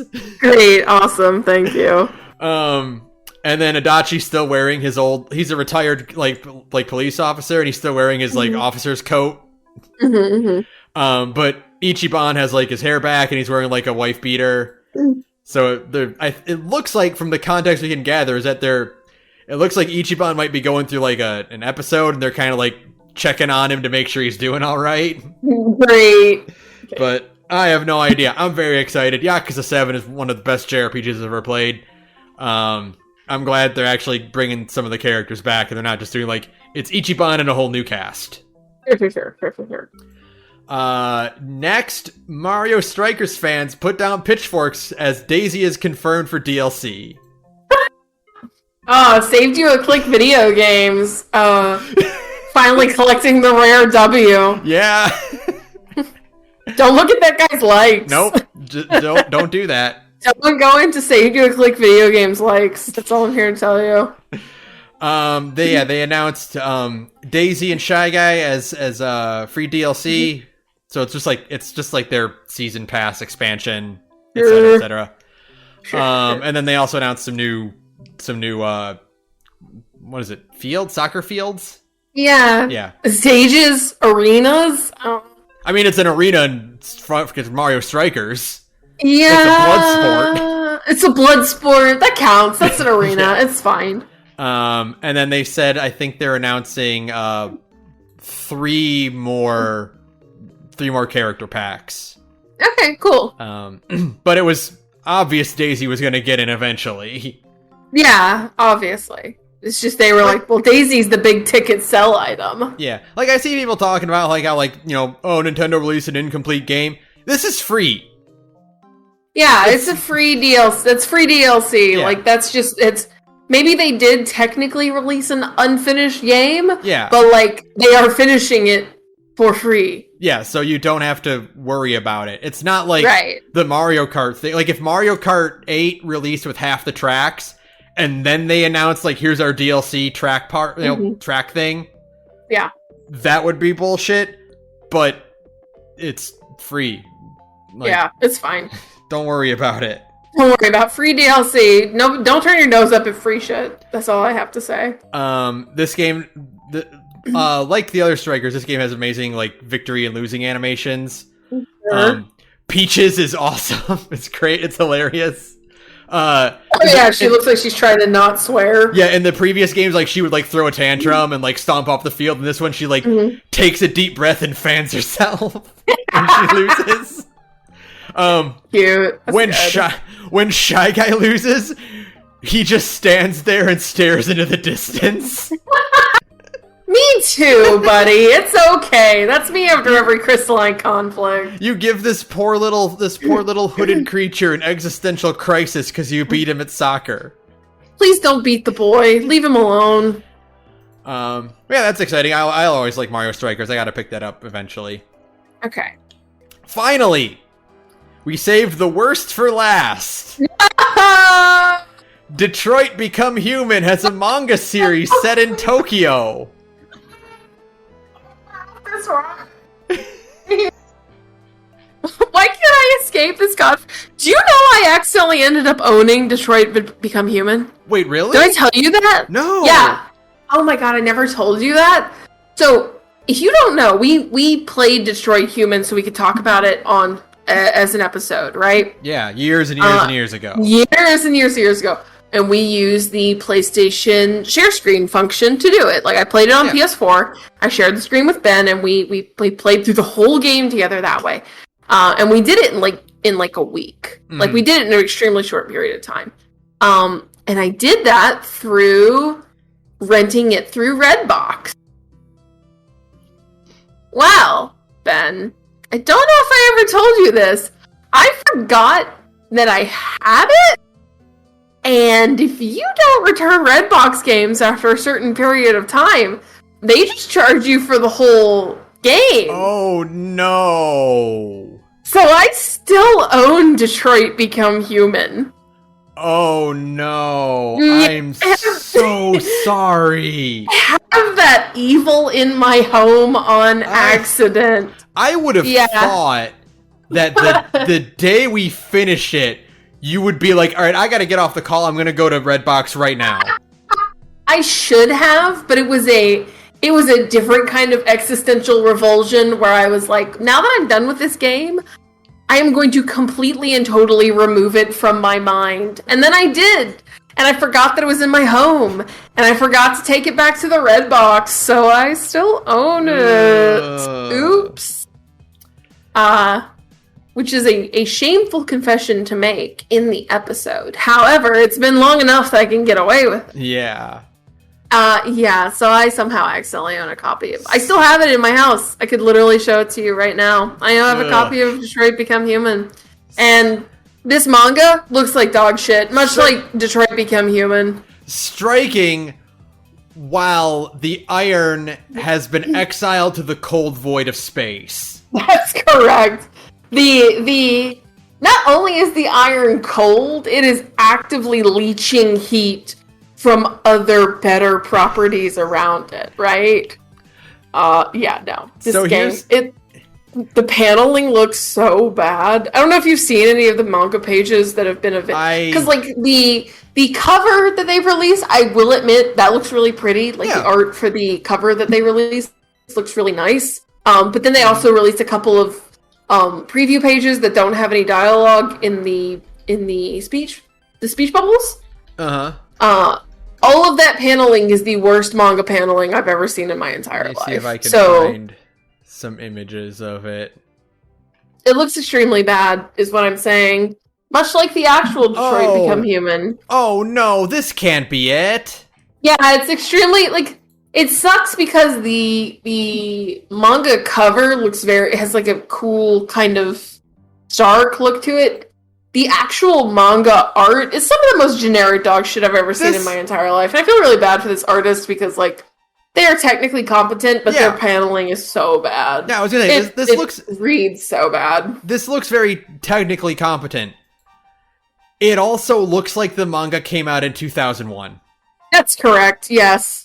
Like, these designs and the way, like, they draw, like, their faces and, like, the characters' hairstyles looks like what if Rosa Versailles had absolutely no artistic vision whatsoever? The Red Lantern says the iron is actively causing ice ages across the galaxy as it floats through the void. That's correct! The iron is Meteon, spreading despair where she goes. That's absolutely it. The iron is a sad bird floating through space, making everybody wish they were dead. So here's the punchline to this, by the way. The reason why they have to call it Detroit Become Human Tokyo Stories and not Tokyo Become Human is because Tokyo Become Human is a short film that came out in 2018 to promote the game in Japan. Amazing. I'm so glad you've told me this. This is the dumbest possible outcome to all of this. Thank you, Ben. Just incredible. No. I mean, incredible. So stupid. So fucking stupid. I mean, like, was Detroit a big game in Japan? Yes. Did it? Yes. I will tell you this. Detroit was a huge hit in Japan. That's insane. Because I have a Pixiv account, obviously, for looking at fan art of shit that I like. No. Detroit is huge on Pixiv. Detroit is huge on Japanese Twitter. Detroit is huge on, like, Japanese, like, even Japanese Tumblr accounts and stuff like that. Like, wow. It was a huge hit in Japan. Yeah, absolutely. That's very surprising. Makes sense. I mean, I don't know. I guess it's very... I guess, like, Japan is kind of isn't as connected to, like, Western game development drama. Yeah, that's true. They don't... kind of isolated from that. They don't really know about, like, all the David Cage shit. Yeah, no, Japan, like, Detroit was a huge hit. Like, it did numbers in fucking Japan, absolutely. I guess they wouldn't have as much of the context behind David Cage's decisions in that game. Yeah, that absolutely. We do. Yeah. The game is really, really popular in Japan, and so in that sense, it makes sense for it to get a manga. But also, no, it doesn't. Fuck you. This looks like dog shit. Like they like, I could see someone being like, "Oh yeah, they're in the back of the bus." That's calling back to the segregation era in the 50s. Oh, that makes a lot of sense. That's like in America, we've seen this imagery so many fucking times that this is just like the most rote and trite like writing you could possibly come up with. It wasn't him trying to use a striking visual image. He's a hack. He's a hack. No, he's a huge hack fraud. Absolutely. No. I do think part of it is that, like, the actor who plays Connor is quite pretty, you know? That doesn't hurt. No, it doesn't hurt, you know. There's stuff that kind of motivates those sales in Japan. And, I don't know, like, there's just, it's weird. It's weird the kind of things that become popular overseas, right? Like, not just in Japan. I think a lot of how the dollop has a big Australian following, right? Yeah. You can't really predict how something is going to latch on in in other countries, right? Yeah, you get stuff like that all the time. Like Donald Duck being huge in Europe. In Europe. Yeah, and I think, I suppose, I hate to make sweeping generalizations about Japanese culture. Right. But, like, Japanese culture does have a fixation on robots. It kind of calls to mind the service robots in Detroit, especially call to mind, like, Persicoms in Chobits. Yeah. Right? I don't know if you've ever read the old Clamp manga Chobits. Oh, but I never read it, but I know it was on it was on Adult Swim for a while. Yeah, the manga's way better than the anime because it has, like, the anime has the old 2003 anime problem where it just looks really kind of ugly. Yep. Because it came out in that time where they were still figuring out how to make digital anime. Like, how Cardcaptor Sakura got a modern update? Yeah. And how, like, Sailor Moon got one? I feel like we're gonna get one of Chobits sooner than later. Because Chobits was a big thing. Yeah. And I would like that. I would actually genuinely like a Chobits anime that didn't look bad. But, like, a lot of Detroit reminds me of Chobits and other I would Japanese stories about robots. I would say Ghost in the Shell. Yeah, it's definitely, I mean, like, obviously David Cage is a hack fraud. Yeah. He's definitely pulling from Ghost in the Shell in a lot of ways. Mm-hmm. So I don't know, there's kind of like a cultural thing going on there with, like, robot stories that for like American culture doesn't quite vibe. I mean, the game was a hit. It did sell really well. Yeah, oh yeah, it was, I mean, in America. We are, the two of us are not the general public response to David Cage properties, right? Unfortunately, yeah. Like, I mean, it's, you could say the exact same shit about American, the average American who picks up the game because it looks really, really good. And they play it like, absolutely. oh yeah, it's a really deep story about, like, racism and, like, robots and stuff. Yeah. But it's like, you and I know the truth. Yeah, of course.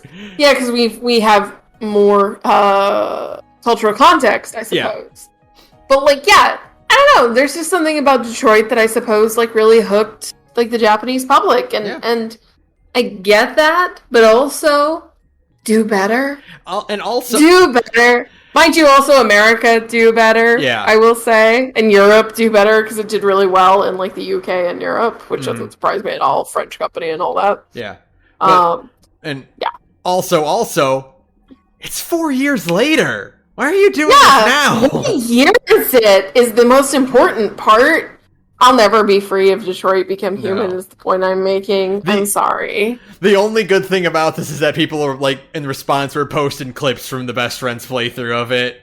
That's correct. That's the only good response you should have. The fucking We Have a Dream scene. Where Wooly's like, fuck you, as I choose that option.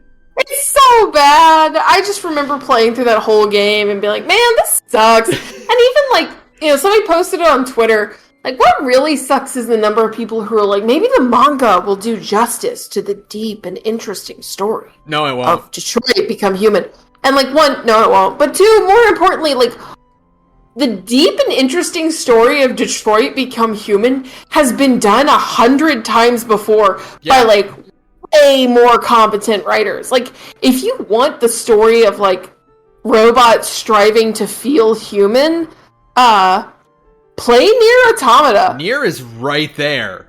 Nier is literally right there and is asking way more complicated things than just, do robots deserve rights? Which is literally what Detroit Become Human is all asking, which is, of course, like, baby's first question about sentient robots, right? Right. Nier Automata is, like, 100 levels above that, where it's going, like, yeah, of course, robots deserve rights. So, also, do they deserve, like, punishment for all the horrible thing they've done because of their, like, human masters, right? Yeah. Like, Nier is asking so many more interesting, thoughtful questions.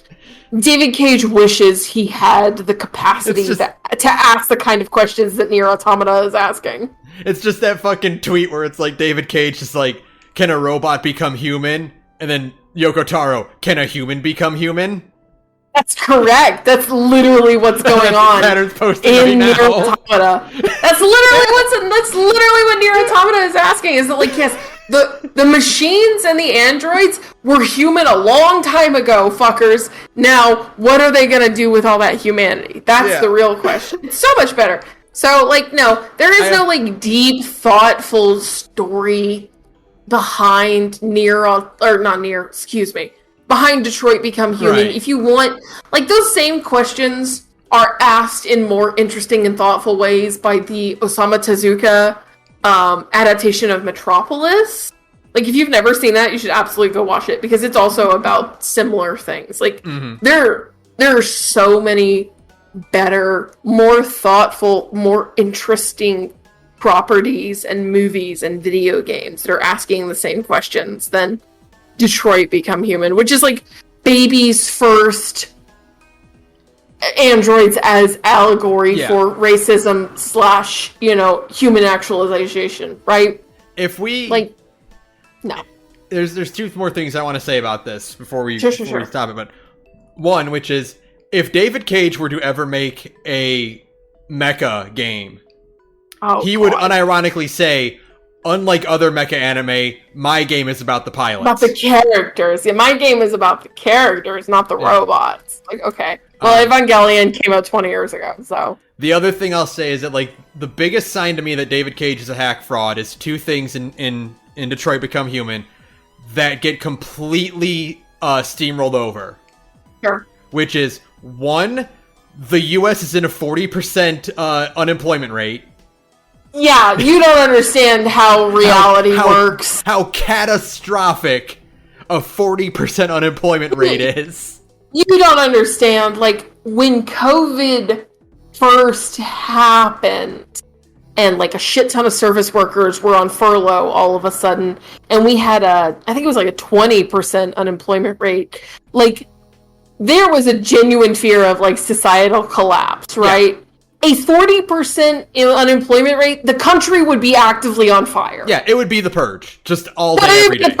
100%. Yeah, no, the whole country would actively be burning to the fucking ground. That's on the edge of Mad Max. Absolutely. The other thing, speaking of Mad Max, is the fucking newspaper that talks about hurricanes in the Midwest. Yeah. Which... You don't understand anything. No, I'm sorry. Either means that David Cage doesn't know where the Midwest is. No, he does not.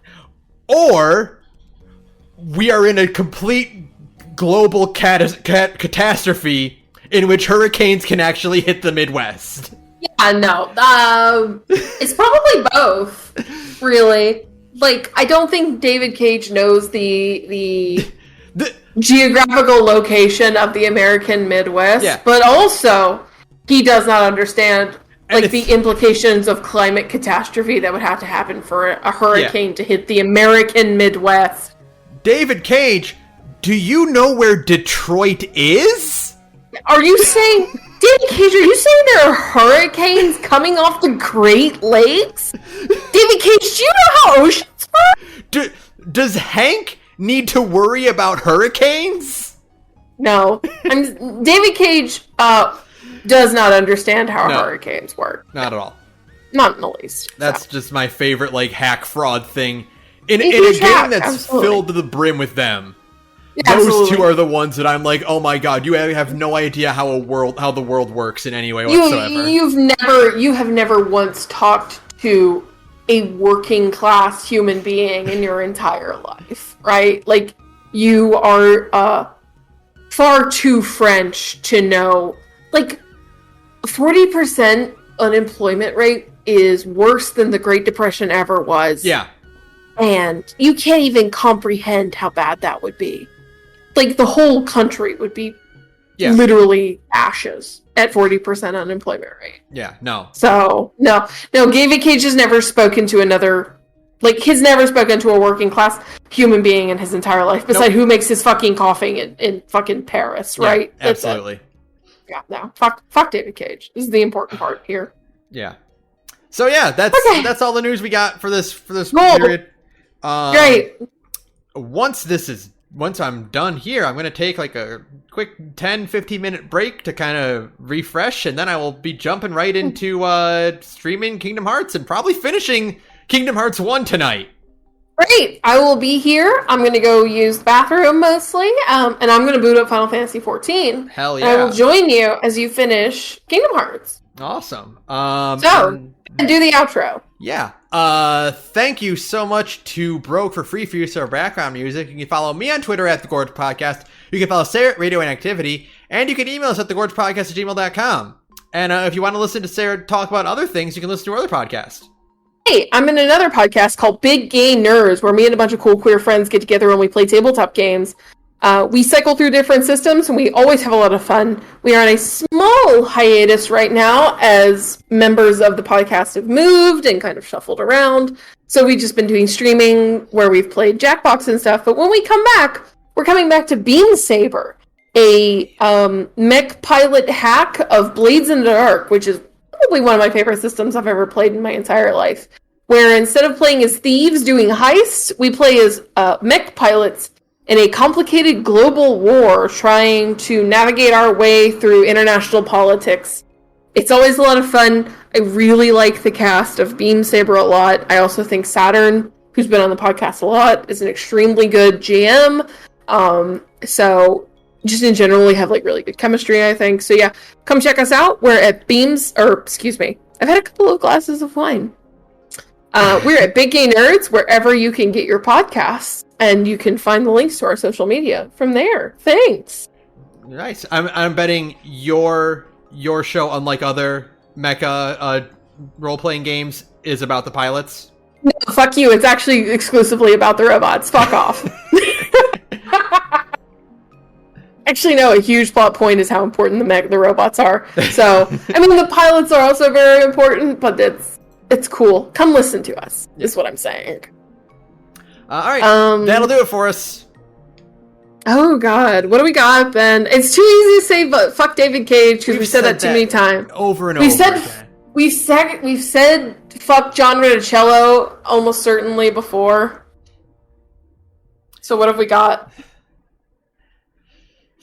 You know what? Mm-hmm. Fuck Netflix for holding Rise hostage like this. I agree. That movie has been done for so fucking long, and they've been holding it hostage. Netflix has been openly sabotaging its animation division for so long. Yeah. We talked about fucking Bone getting shit canned. Again. Cuphead getting split into half seasons because they didn't want to pay for the full, for 2 full seasons, so they split 1 into 2, so they didn't have to. Yep. Like every good show on there gets canceled almost immediately in exchange for these live action bullshit that no one cares about. Dog shit that nobody cares about nobody watches. No one asks for. Netflix used to be kind of like a haven for like animated shit. Yeah. It sucks that like they have a downturn in subscribers and they immediately axe the animation department when it's like their animation department is not the problem. No. It's all of the fucking horse shit they're making in live action that nobody gives a fuck about, right? They're trying to get back viewers by canceling all the stuff they like and putting up stuff that no one wants. Yeah, it sucks ass. Fuck that. And it's not even like the David Cage thing where it's like you and I and most of the people like we follow and interact with know what the deal is, and the general public doesn't. Yeah. Fucking Cowboy Bebop was an unmitigated disaster. Absolutely. Nobody gave a fuck about Cowboy Bebop, and everybody who watched Bebop came away from that show mostly wanting to watch the animated adaptation, like the OG animated series instead, right? Mm-hmm. So no, fuck Netflix. They don't understand like what made them unique. So now they're like, what if we just what if we just appealed to the lowest common denominator? It's like, well, I mean, I guess you can do that, but it sucks ass, right? So, and now we gotta subscribe for a bit. For a single month. 1 month! Yeah. Or I probably will just pirate it. I don't know. Yeah. I mean, like, the thing about Rise is that it is definitively dead. They're never bringing it back. But what if they do, though? They're not going to. But what if they do? They're not going to, Ben. They've already moved forward with that fucking Seth Rogen TMNT property, whatever they're doing with that. So. I know, I'm sorry, dude. Man, I can't wait for like 3 years from now when all the people who got like super butthurt about Rise suddenly are like, oh no, I remember Rise. It was a fucking classic. It was the best thing ever.